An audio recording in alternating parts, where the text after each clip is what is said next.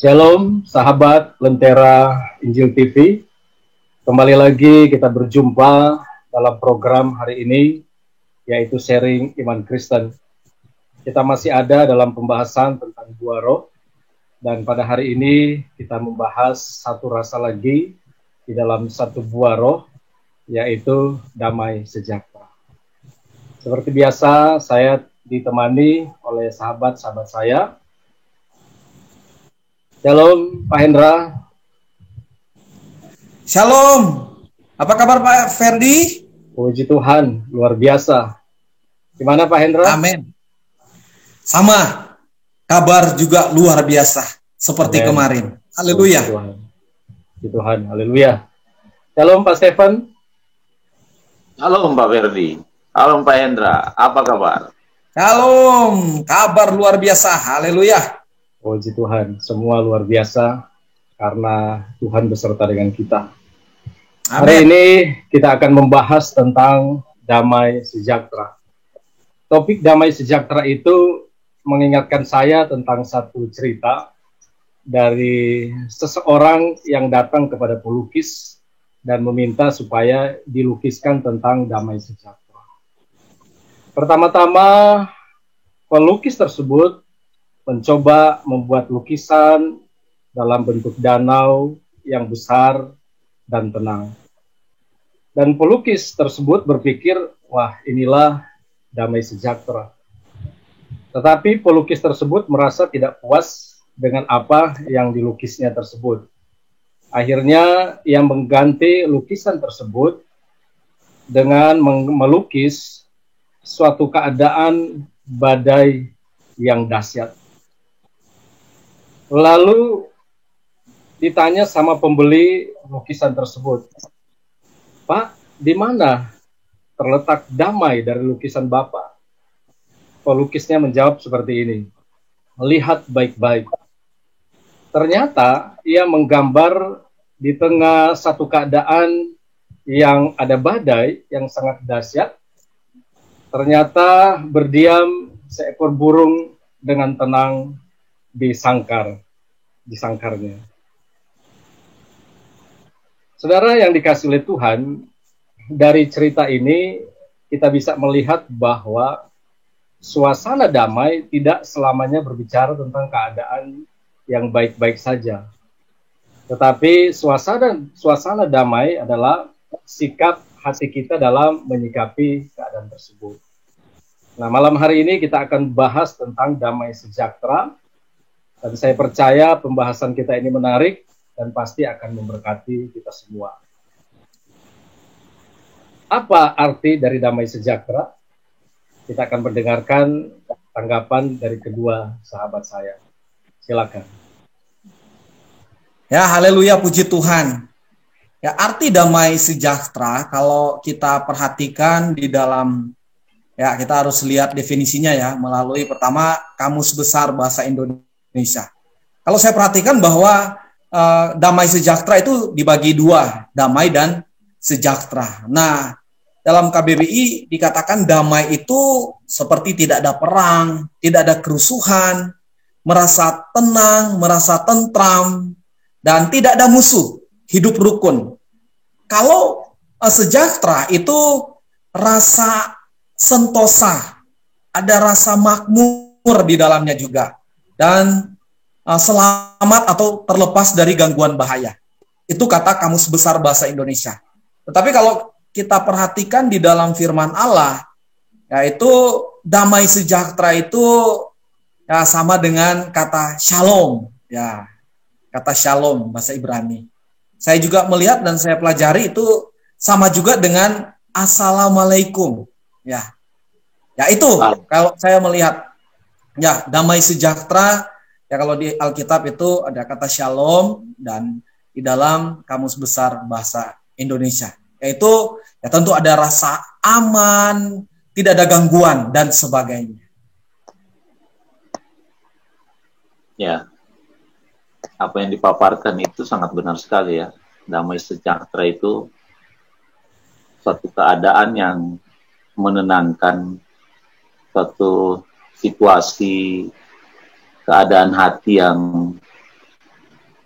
tidak bergejolak dengan keadaan yang ada di sekitarnya. Ya.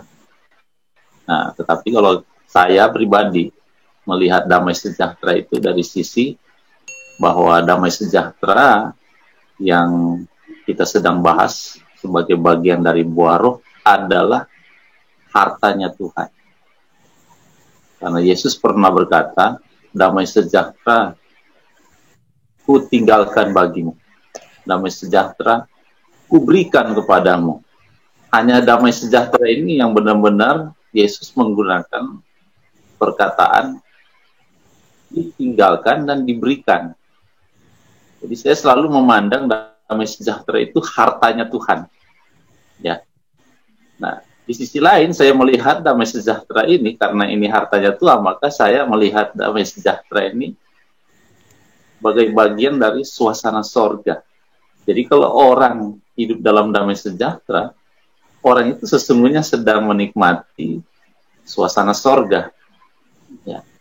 Jadi inilah yang ditampilkan oleh Tuhan Yesus ketika dia melewati semua pergumulan di dunia. Ditolak di tempat asalnya, ketika dia ditinggalkan murid-murid, dan ketika dia harus mempersiapkan diri, memikul salib, dan mati di atas kayu salib. Ya, semua itu dilewati dengan damai sejahtera itu.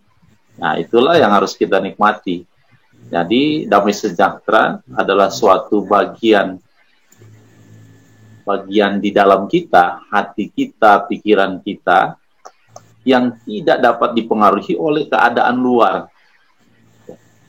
Damai sejahtera adalah bagian dalam kita, hati kita, pikiran kita, yang tidak dapat dipengaruhi oleh bagian luar, tapi dipengaruhi langsung oleh Tuhan Yesus.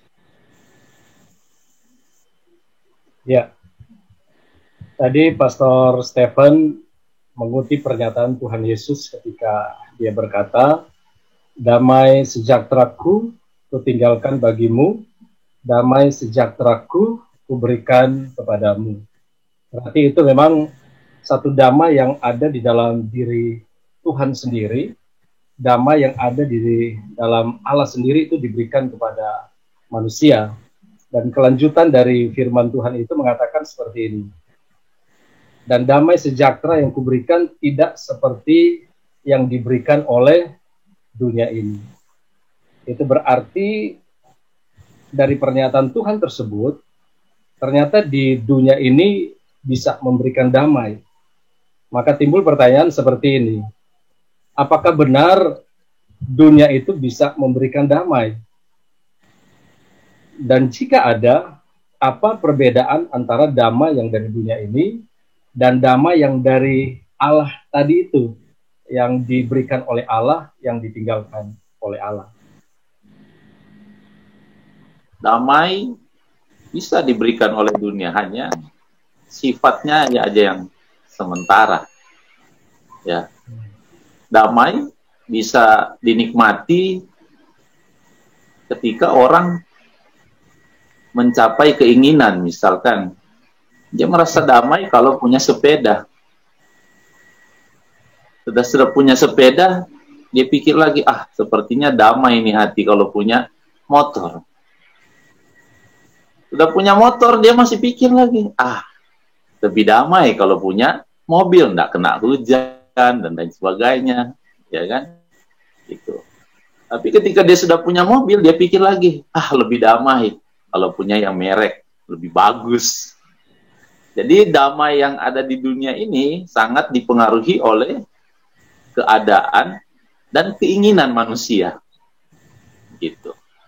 Jadi itu menurut saya ya, karena dunia bisa memberikan damai, hanya sifatnya sementara saja. Jadi damai itu bisa hilang juga oleh karena keadaan.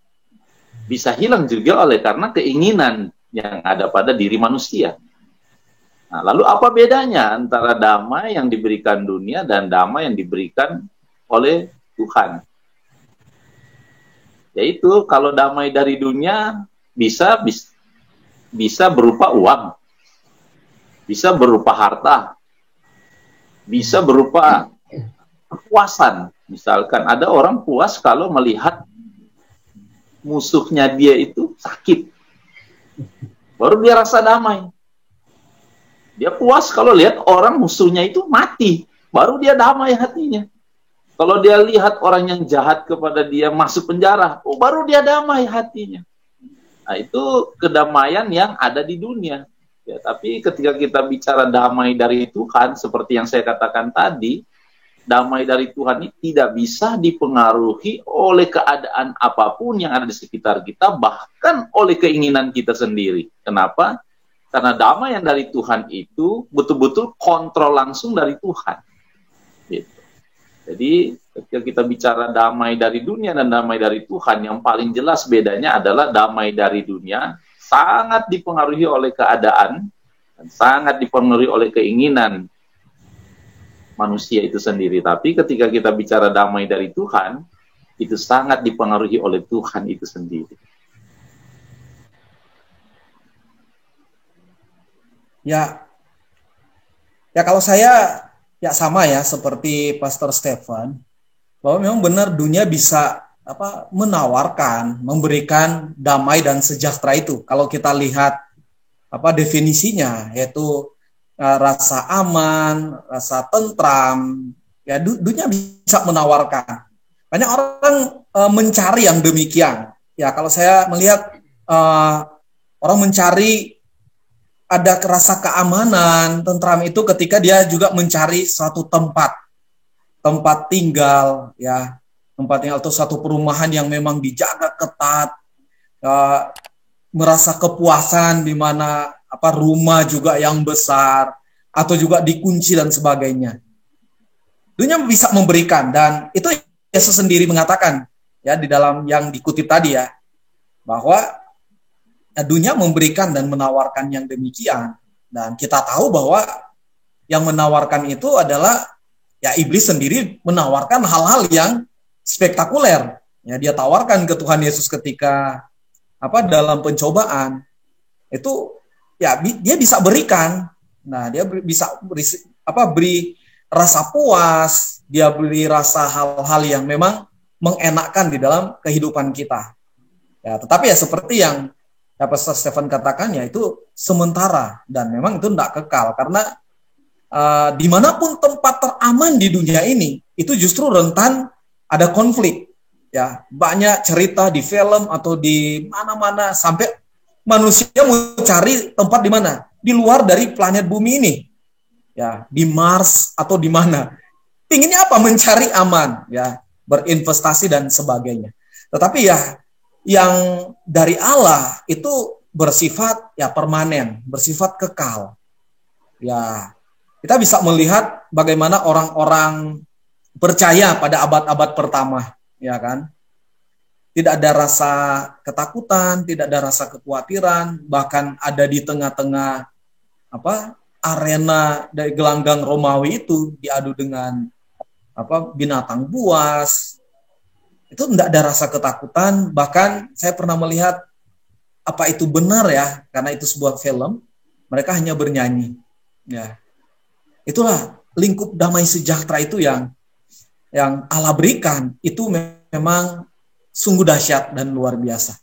Ya, ya, itu dari saya. Kita pasti sepakat bahwa dunia bisa memberikan damai sejahtera, tapi sifatnya sementara. Ya. Sifatnya tidak kekal, dan biasanya damai sejahtera dari dunia itu tergantung dari situasi yang ada di sekeliling dia, dan tergantung juga dari sesuatu yang dia rasakan dan dia dapatkan. Beda dengan sesuatu yang damai sejahtera yang dari Allah itu bekerja dari dalam dan termanifestasi keluar. Kalau begitu, bagaimana cara seseorang itu bisa mendapatkan damai sejahtera yang sesungguhnya, atau damai sejahtera yang sejati? Gimana kira-kira caranya? Yang caranya ya seperti di dalam firman Allah tadi ya. Yohanes berapa? Yohanes 14 ayat 27. Damai sejahtera kuberikan kepadamu. Jadi Ini satu, boleh dikatakan ini proklamir, ya kan? Yesus memproklamasikan bahwa dia adalah pemilik damai sejahtera itu. Ya, orang lain tidak bisa menyatakan atau mengatakan yang demikian. Ya, karena mereka tahu bahwa mereka tidak bisa, tetapi Yesus mengatakan bahwa ya, damai sejahtera itu dari Dia. Ya, supaya kita dapat damai sejahtera yang sesungguhnya, satu-satunya cara kita harus percaya kepada Tuhan, ya, kepada Tuhan Yesus Kristus sebagai Tuhan dan juru selamat pribadi kita semua. Ya. Dan ketika kita menerima Yesus, itulah ya hati dipenuhi dengan rasa sukacita, dipenuhi dengan damai sejahtera itu. Karena apa? Roh Kudus diam di dalam kehidupan kita. Itu memberikan satu reaksi, ya, bahwa kita memiliki satu pengharapan, kita memiliki rasa aman, memiliki rasa sesuatu yang mungkin tidak pernah dipikirkan selama belum percaya kepada Tuhan Yesus Kristus. Memang ada begitu banyak orang menawarkan damai sejahtera dalam bentuk yoga, ya kan? Mereka melakukan yoga, bermeditasi, ya. Tetapi ya kembali lagi, itu hanya sementara pada waktu itu. Tetapi dengan Yesus itu begitu banyak contoh seperti saya katakan tadi. Orang-orang percaya itu tidak takut mati, ya. Orang-orang yang di dalam Tuhan itu memang melakukan sesuatu yang sangat-sangat sebenarnya ekstrim, ya. Masuk ke tempat-tempat orang yang kanibal itu hanya memberitakan Yesus sendiri, ya. Dan banyak kesaksian penginjil itu dimakan, ya. Mungkin salah satu contoh di Batak, ya, no mention kalau tidak salah, no mention. Tapi puji Tuhan kita di Manado, Swartz dan Riddle disambut dengan luar biasa. Ya, itu bagi saya bahwa untuk mendapatkan damai sejahtera tentu percaya kepada Tuhan, dan ya kemudian bukan sampai di situ. Karena damai sejahtera ini bukan pasif, ya. Dia akan terus bekerja dengan cara kita harus memiliki hubungan yang intim dengan Tuhan. Dan terus mengenal Tuhan lebih dalam lagi. Terus memiliki satu persekutuan yang kita bangun, ya, untuk mengenal Tuhan. Seperti apa Tuhan, bagaimana maunya Tuhan dalam kehidupan kita. Dan juga damai sejahtera itu ada. Karena apa? Karena kekudusan. Saya percaya kalau hidup kita tidak kudus, itu damai sejahtera itu tidak akan kita rasakan. Seperti hilang. Ya, kalau saya lihat, ya itu cara yang kita bisa mendapatkan damai sejahtera itu. Ya, sekali lagi percaya ke Yesus karena dia memang Tuhan, karena dia yang menyatakan bahwa dia pemilik damai sejahtera itu, dan bangunlah hubungan terus dengan Tuhan. Ya, kemudian jagalah kekudusan. Ya, benar sekali itu apa yang disampaikan oleh Pastor Hendra. Jadi damai sejahtera itu jika kita ingin menikmatinya, ya, maka kita harus menjadi pribadi yang sungguh-sungguh percaya kepada Tuhan Yesus. Hari-hari ini kan yang hilang dari orang percaya itu sebetulnya kata sungguh-sungguh. Banyak yang percaya tapi sudah kehilangan kata sungguh-sungguh. Jadi harus sungguh-sungguh percaya. Nah, dari mana tahu sungguh-sungguh percaya? Saya memastikan dengan pertobatan. Ya, jadi ketika saya dulu mempercayai Tuhan, saya harus pastikan saya bukan sekedar bertobat, tapi betul-betul bertobat. Nah, saya bertobat dulu di tengah-tengah keadaan yang saya seorang anak broken home. Ya, tapi ketika saya percaya kepada Tuhan Yesus dengan keadaan yang sangat broken itu, saya menikmati apa itu damai sejahtera. Dari yang tidak tahu berdoa, menjadi tahu berdoa, dari yang hati penuh kebencian, dan dengan damai sejahtera itu, benci itu memudar, ya, dan kualitas yang muncul adalah keinginan untuk mengampuni. Damai sejahtera yang buat itu. Kalau enggak, kehidupannya sudah nggak tenang, namanya juga broken home. Sama sekali tidak ada ketenangan, tidak ada damai sama sekali. Tetapi ketika berada di dalam Tuhan Yesus, dan itu benar-benar kita nikmati, kita yakini sungguh-sungguh, saya mengalaminya. Maka kalau kita mau ingin mengalami damai sejahtera dengan sesungguhnya, maka percayalah sungguh-sungguh kepada Tuhan Yesus, bertobatlah dengan benar-benar bertobat yang sejati, dan ketika kita sudah menjalani kehidupan pertobatan, maka seperti semua yang disampaikan oleh Pastor Hendra, saya simpulkan dengan satu kalimat sederhana, akrablah dengan Tuhan. Ya, amin.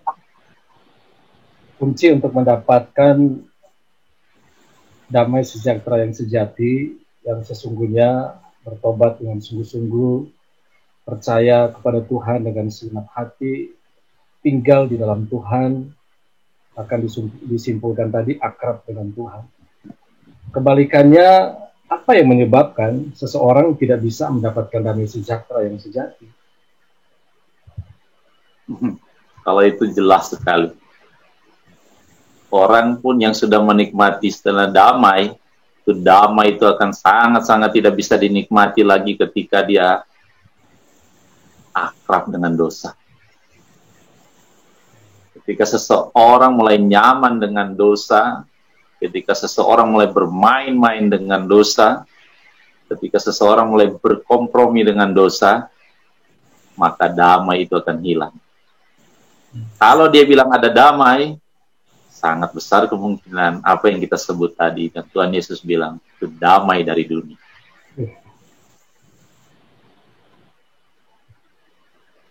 Ya, seseorang yang tidak bisa mendapatkan damai sejahtera, ya kalau tadi ya udah jelas dosa itu tidak bisa membuat atau seseorang itu bisa memiliki damai sejahtera. Nah, saya juga tambahkan bahwa ya orang tidak bisa memiliki damai sejahtera itu karena sebenarnya tidak percaya kepada Allah, tidak percaya kepada Tuhan. Ya, karena kalau kita lihat konteks atau konsep dalam percaya kepada Tuhan, itu kan ada 3 aspek, ya kan?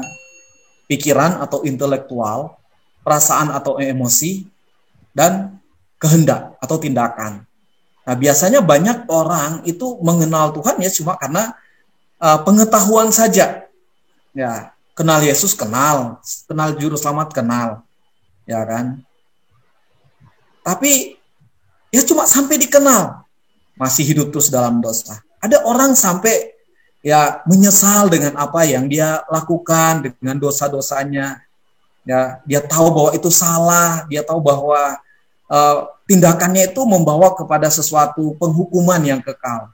Tetapi cuma sampai di situ juga.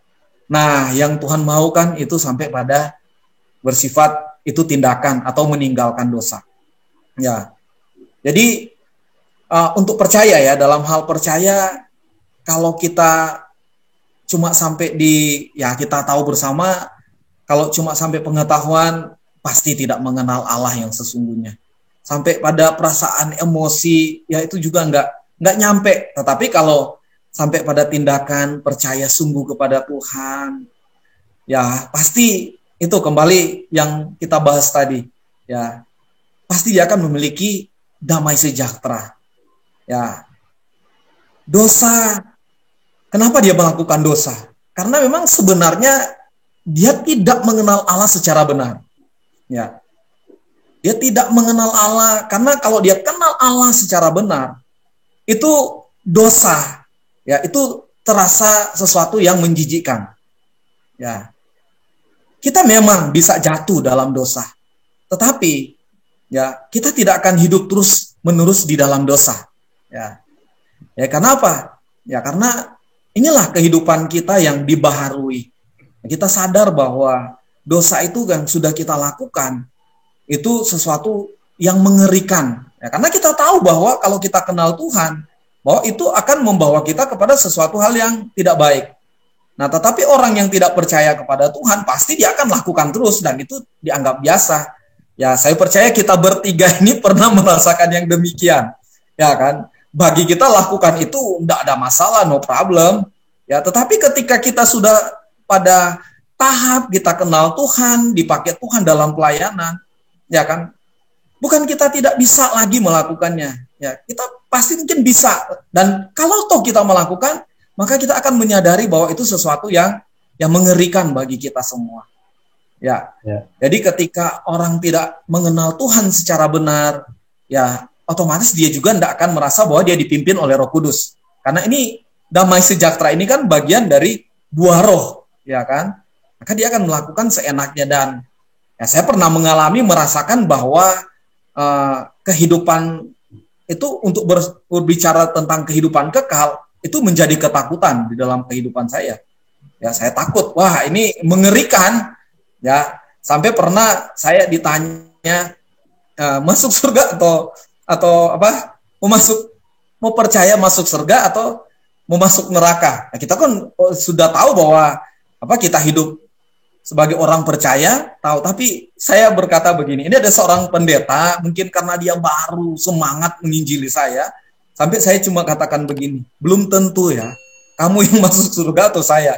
Tapi saya tahu pada waktu itu karena tindakan saya tidak baik, tidak benar, ya saya cuma statement saya supaya begini, kamu pergi aja, ya capek dengar, ya tetapi ya puji Tuhan, kalau saya ingat itu, aduh Tuhan, malu, ya karena ya dengan pengalaman-pengalaman itulah, karena saya tidak mengenal Allah dengan benar, dosa seperti mengasyikkan, ya dan tidak ada yang melarang, tidak ada yang ini, dan egois tinggi banget, ya.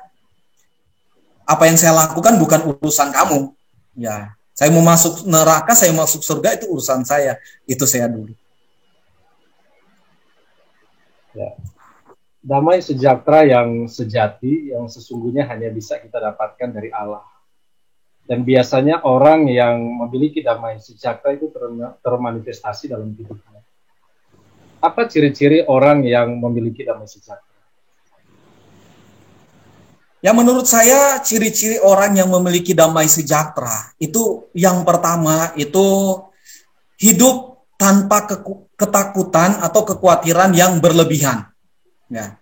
Orang yang memiliki damai sejahtera itu pasti dia akan memiliki rasa aman di dalam kehidupannya. Ya, kita pakai contoh aja ya.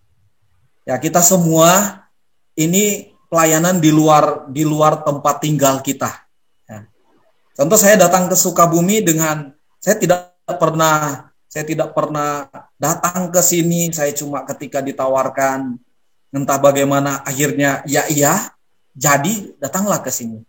Bawa istri dan anak, ya dengan tidak dijanjikan apa-apa. Pokoknya saya datang dalam pelayanan.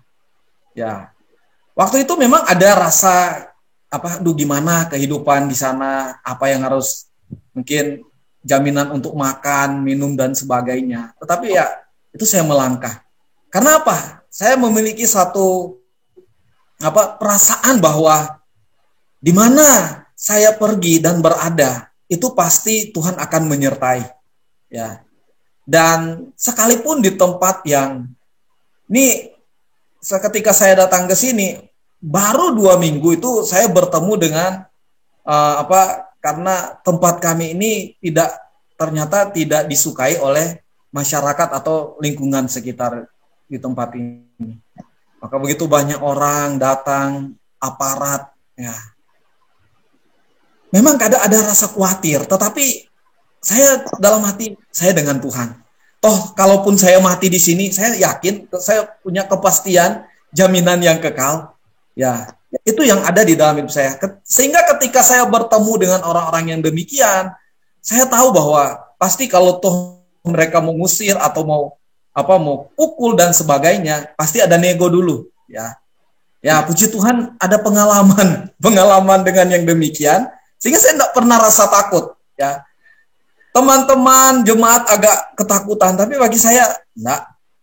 Toh pasti ada tawar-menawar dulu, ya. Jadi ciri-ciri orang yang memiliki damai sejahtera sudah pasti dia akan hidup, ya, tanpa ketakutan dan kekhawatiran yang berlebihan. Ya, takut ya wajar, tetapi dia tidak akan hidup dalam ketakutan yang membawa satu hal yang mengerikan, ya. Tidak ada pengharapan lagi. Jadi ada rasa aman. Kemudian ya seperti saya katakan tadi, ciri-ciri orang yang memiliki damai sejahtera itu memiliki pengharapan atau memiliki kepastian atau jaminan hidup yang kekal, ya. Dan kemudian yang saya lihat itu memiliki kemampuan yang diberikan Tuhan untuk menghadapi setiap masalah. Nah, ya, orang kalau memiliki damai sejahtera itu tenang, ada banyak konsep di dalam kepala kita, dan Yesus sudah katakan bahwa jangan kamu takut menghadapi orang-orang yang mungkin tidak percaya, ya. Mungkin Tuhan akan berikan cara untuk berbicara, dan ya puji Tuhan sampai saat ini ya kami boleh ada sebagaimana kami ada, sekalipun memang sampai saat ini belum bisa beribadah, sedang cari tempat, tetapi ya pengalaman itulah yang saya lihat, wah ternyata memang benar, lain tempat, lain juga pergumulannya. Rasa nyaman di tempat kita, tapi ketika datang di sini merasakan arti pelayanan itu sebenarnya seperti apa. Ya, bahkan kalau di sana dihargai, oh bro, Pak Pendeta, ya kalau di sini siapa lu, siapa gue. Nah, ya itu. Jadi yang saya lihat, karena saya merasakan yang memiliki damai sejahtera sudah pasti hidup tanpa ketakutan dan kekhawatiran yang berlebihan, sudah pasti memiliki rasa pengharapan atau jaminan hidup yang kekal, dan ada banyak hikmat yang Tuhan berikan, anugerahkan bagi kita. Ya, itu dari saya. Ya, semua yang dipaparkan Pastor Hendra itu betul sekali ya. Saya hanya menambahkan aja. Yang saya alami kalau damai sejahtera itu, saya memiliki kemampuan untuk mengampuni. Orang ada damai sejahtera, dia sangat ringan itu bisa mengampuni. Amin. Orang yang ada damai sejahtera itu, dia tidak akan pernah terpikir untuk membalas jahat dengan jahat. Kemampuannya adalah kemampuan untuk membalas jahat dengan kebaikan. Nah, itu hanya orang damai sejahtera yang bisa begitu. Pasti sebaliknya, ketika orang tidak damai, kecenderungannya adalah balas jahat dengan jahat. Ya. Ketika orang tidak ada damai, kecenderungannya adalah sangat sulit untuk mengampuni. Ya. Yang kemudian, yang saya alami, damai sejahtera ini dilihat ketika kita menghadapi kesulitan, pergumulan, tantangan, penyakit. Nah, di situ juga kita bisa ukur damai sejahtera. Seperti saya katakan tadi, bahwa damai sejahtera itu tidak bisa dipengaruhi oleh keadaan apapun. Jadi ketika kita berhadapan dengan kenyataan, ada kesulitan, ada kesusahan, ada pergumulan yang berat, maka damai sejahtera ini akan membuat kita untuk tetap tenang, tetap mengandalkan Tuhan, tetap akrab dengan Tuhan, dan tetap setia melakukan firman Tuhan, sekalipun keadaannya sangat sulit. Ya, sekalipun situasinya tidak memungkinkan kita untuk melakukan firman, tetapi damai sejahtera ini menolong kita dalam keadaan sulit, dalam keadaan yang sangat susah itu, kita memutuskan tidak kompromi dengan dosa, tidak mengambil langkah-langkah yang akhirnya membuat kita melakukan dosa, tetapi tetap memilih setia kepada Tuhan, melakukan firman-Nya. Saya pikir saya alami itu, dan itulah yang saya selalu pastikan bahwa kalau saya ada damai sejahtera, ciri-ciri itu yang saya pastikan, dan juga bagian dari yang sudah dipaparkan oleh Pastor Hendra tadi. Nah, sehingga kita tidak akan salah menilai. Nah, damai sejahtera yang ada pada saya ini damai sejahtera dari Tuhan atau damai sejahtera dari dunia. Kalau dengan pemaparan ciri-ciri ini, mudah-mudahan kita semakin tahu, oh, saya sedang menghidupi damai sejahteranya Tuhan. Ya, luar biasa ya. Kalau kita melihat di jalan-jalan, ada spanduk bertuliskan damai itu indah. Berarti semua orang menyadari dan mengakui hidup di dalam damai itu indah. Kita tahu bahwa damai sejahtera yang sejati, yang sesungguhnya itu tentunya datang dari Allah sendiri, yang Allah berikan kepada kita. Kalau orang-orang di sekitar kita saja mengakui bahwa damai itu indah, berarti orang yang hidup dalam damai atau ada damai sejahtera dalam hidupnya ternyata bisa memberikan dampak ke orang yang ada di sekitar kita. Kalau memang damai sejahtera kita itu bisa memberikan dampak, kalau memang ada dampak, apa kira-kira dampak dari damai sejahtera yang ada pada kita itu kepada lingkungan kita, kepada saudara-saudara kita, atau kepada orang lain?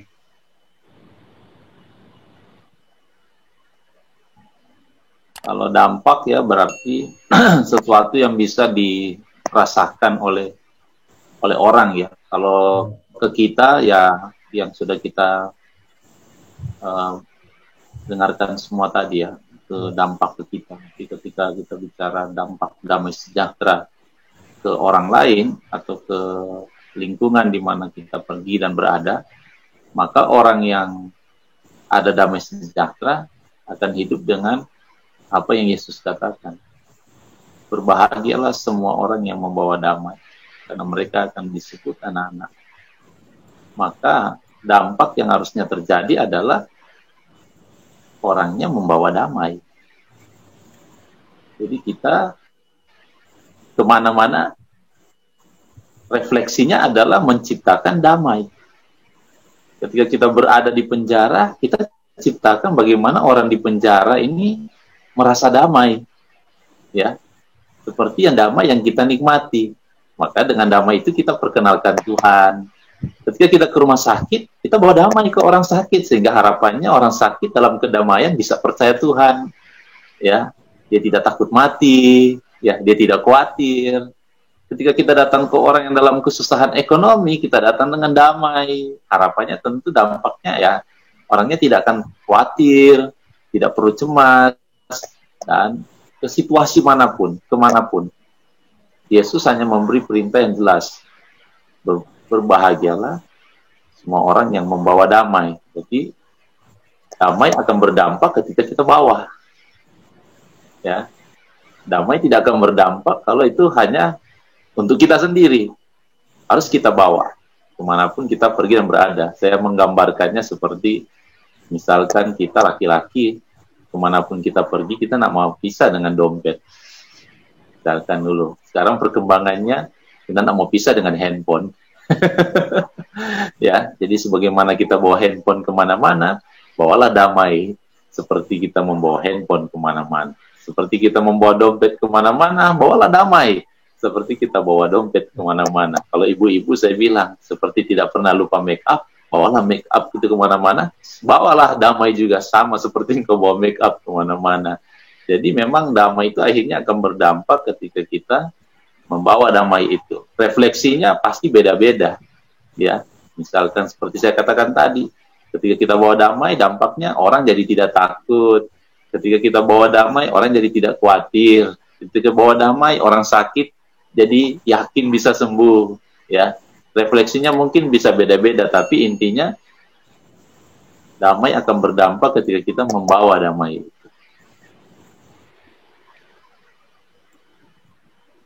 Ya, haleluya. Ya tentunya sangat berdampak ya di dalam pasti relasi atau hubungan kita dengan sesama. Ya tentunya memang orang yang memiliki damai sejahtera itu saya yakin dan pasti bahwa itu akan mempengaruhi orang-orang yang ada di sekitarnya, ya, atau lingkungan yang ada di sekitarnya. Biasanya orang yang memiliki damai sejahtera itu karena memang itu kan ekspresi ya dari dalam, ya, yang dia rasakan dari dalam atau dalam kehidupannya. Itu dia akan transformasikan ke, ya tentunya pertama di lingkungan di dalam keluarga, ya keluarga, kemudian di lingkungan sekitarnya, dalam jemaat juga. Nah dampaknya memang sangat luar biasa, ya karena begitu banyak orang-orang percaya ya yang orang-orang yang belum percaya melihat orang-orang yang percaya kepada Kristus yang sepertinya tidak memiliki beban, ya kan? Sepertinya ya enjoy aja dalam menghadapi masalah atau pergumulan hidup. Ya, karena apa? Mereka melihat ada senyum di sana, mereka melihat seperti nggak ada masalah, ya. Maka orang-orang juga akan coba mencari tahu apa sih sebenarnya, ya, atau apa resepnya sehingga ya bisa kita ya atau siapa yang memiliki damai sejahtera bisa merasakan yang demikian. Ya, sehingga memang kesempatanlah kita bisa berbagi karena ya seperti firman Allah katakan bahwa justru penginjilan yang terbaik itu adalah ya sikap hidup kita. Ya. Karena mungkin bagi orang yang tidak percaya yang sudah memang kental otak mereka dengan dogma agama mereka, ya mau bicara tentang Yesus dan sebagainya, mereka mungkin terasa itu suatu hal yang haram lah boleh dikatakan. Tapi ketika melihat sikap, mereka melihat cara itu, ya akan mereka mau belajar seperti apa memiliki yang demikian.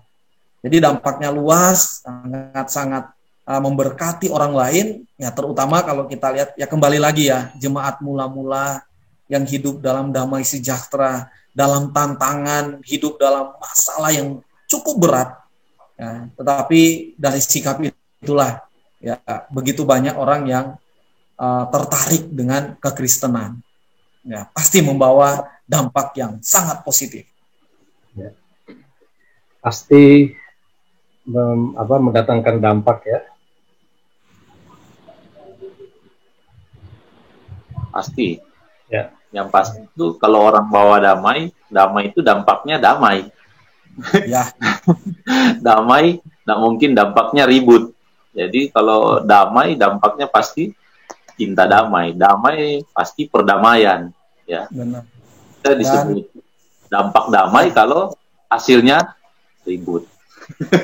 Ya. Berarti sebagai anak-anak Allah, aduh itu yang luar biasa. Berarti kita sepakat hidup dalam damai sejahtera itu pasti berdampak.